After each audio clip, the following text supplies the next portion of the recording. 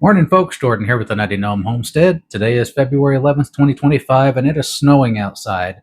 So we are inside baking bread. Now, we make all of our own bread here on the homestead. We have for several years. It's just a lot better quality than the junk you buy at the store. We prefer sourdough. That's one that we've been making for close to a decade now, a little longer, and it's so easy to make, and we're going to show you guys exactly how we do it. Now, we probably are just going to break this up into two parts. We'll do one with sourdough starter and one with actually baking the bread that way, so we can keep these pretty short. Our sourdough, we make from a starter that we make ourselves. It is pretty easy to do. Anybody can start this at their own home. A little bit of flour, water in a container, mix it up, let it set. That's simple, guys. It's going to collect the natural yeast from inside the house or wherever you put it. It's going to make its own starter. You're going to have the bacteria get in there, and it's going to give it that nice pungent flavor that everybody associates with sourdough. Now, if you're like us, I don't want to spend the money to feed the sourdough starter every day, even though I'm only baking bread one day a week. Usually on Sundays, we bake our bread for the entire week. We'll put our sourdough starter in the fridge. That was so we don't have to keep feeding it for the next 6 days. We'll take it out Saturday evening, we'll feed it up, get it ready to go. That was so we can bake our bread on Sunday morning. So I'm going to get you guys in close, and I'm going to show you our sourdough starter and show you this whole process of getting it going and ready to bake. Here we have one of our sourdough starters. It was fed up last night. It already rose and it fell back down. It's time to go ahead and feed it up again.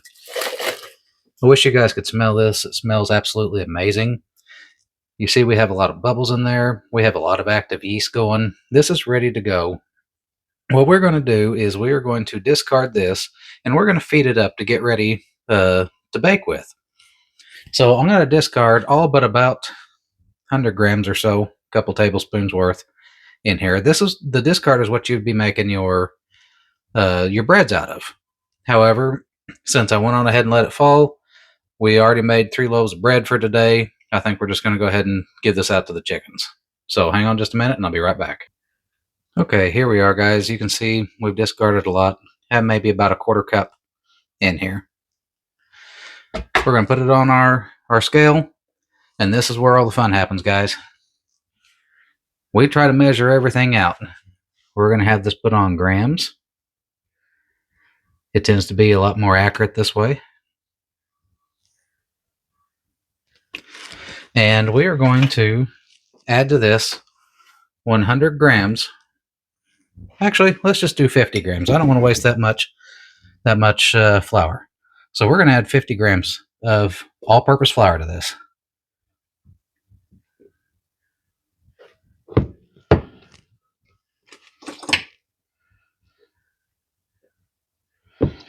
And guys, if you're a little over, don't worry about it. This is not an exact science. But just know if you add 50 grams or 53 grams or 60 grams, you're going to want to add an equal amount of water to it. And this is the exact same way you would start your starter, guys.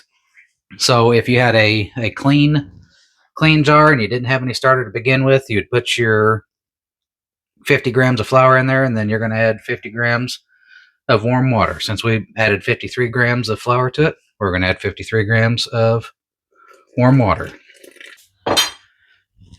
And now you stir.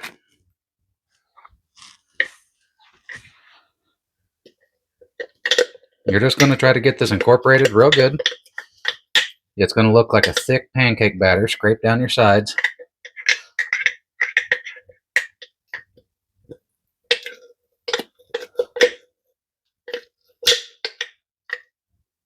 This is hard to do around a camera. And this is how we feed up our starter.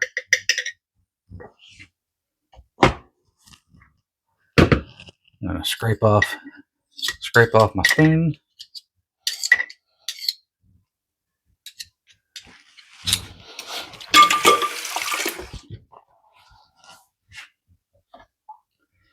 And there you have it, guys. That's how we either make a starter from scratch or you feed up your starter. It's the exact same process. Now, here in a couple of hours, if we left this out, this is going to go ahead and rise. So what we're going to do is we're going to take this rubber band and we're going to put it down here around the level. You guys can see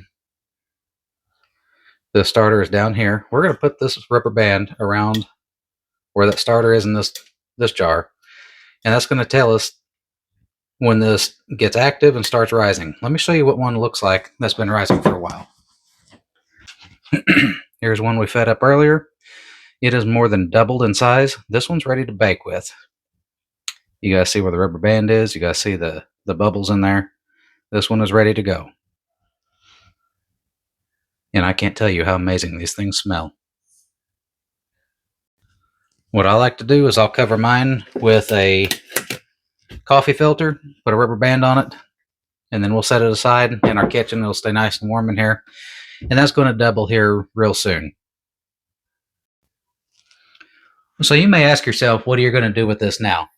We are going to leave this sit on the counter because I do plan on baking some more with it this afternoon. If you don't want to feed it for the entire week, say you're only going to bake bread once a week like we do, we can put this into the refrigerator and it's going to slow down the process of this starter consuming the water and the flour in here. It'll be okay for a couple weeks, even up to a couple of months. This is why we like to put ours in the refrigerator, so we don't have to feed it all week. It saves us time and it saves us money. If you're going to be cooking more often, say making crackers, pretzels, biscuits, English muffins, or loaves of sourdough bread, you can feed this up and do this every night, and it will rise and give you a nice healthy starter for your baking goods. That's all there is to it, folks. Making a sourdough starter is pretty simple. 50 grams of flour, 50 grams of water, let it sit for a couple of days, feed it up every day. Pretty soon you're going to have that bacteria in there. It's going to be making a nice pungent smell. It's going to be tasting good. You guys will be making your own sourdough in about a week to 10 days, depending on how warm your house is, guys. So if you have any questions or comments about getting your sourdough starter going, please hit us up down below or leave us a message over on Nutty Gnome Homestead on Facebook. One more thing I want to add. Folks ask me all the time, how do you clean these jars? Anybody that's ever tried to make a sourdough starter will tell you that cleaning these jars can be a royal pain. This flour and water mixture in here can act like concrete whenever it dries. Nice, simple little method that my mom and my grandma used to use. Fill the jar with water, add a splash of white vinegar, let it sit for a few minutes. All that flour and water is going to wipe right off. Guys, it really is that simple. So if you guys wouldn't mind, hit that like, share, and subscribe button, and it really does help us out. And I have one more thing to show you. You guys didn't think I'd leave you without showing one of our loaves we made. Oh yeah.